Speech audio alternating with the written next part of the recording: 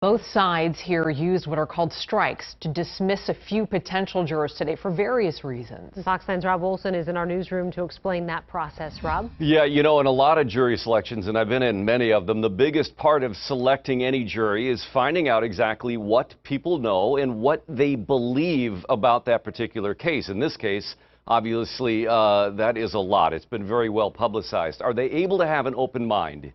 If they are they lying about that in order to get on the jury for a specific agenda? We must pry, to some extent, in order to explore opinions that you hold and to hear about experience that you might have had.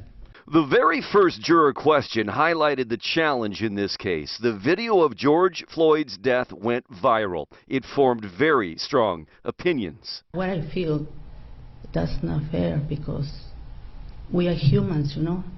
And he said, hey, I can breathe. He was on top on him.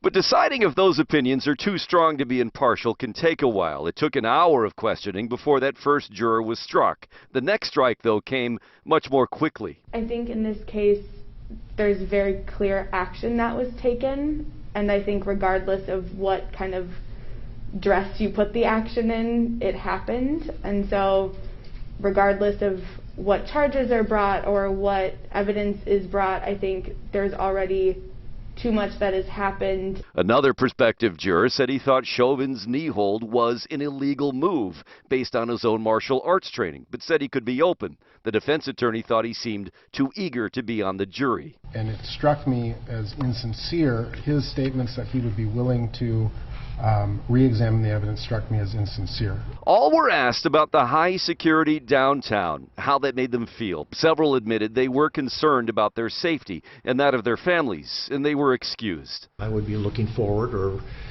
or thinking about what some of the ramifications could be, especially if the identity was known. While many said the length of this trial shouldn't be a problem, some did. That work could be an issue. The judge was concerned about distractions. I'm going to excuse you from this jury, and I'll tell you, it's mostly I'm concerned that we are in your high season of work, and if you're working after hours, the last person I had on a jury who did that fell asleep during the trial, which is not something we ever like.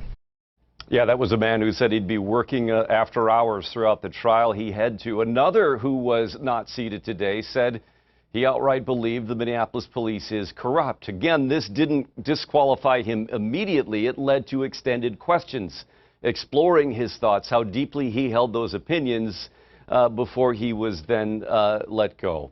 9 people questioned, 6 sent home, 3 selected. Back to you.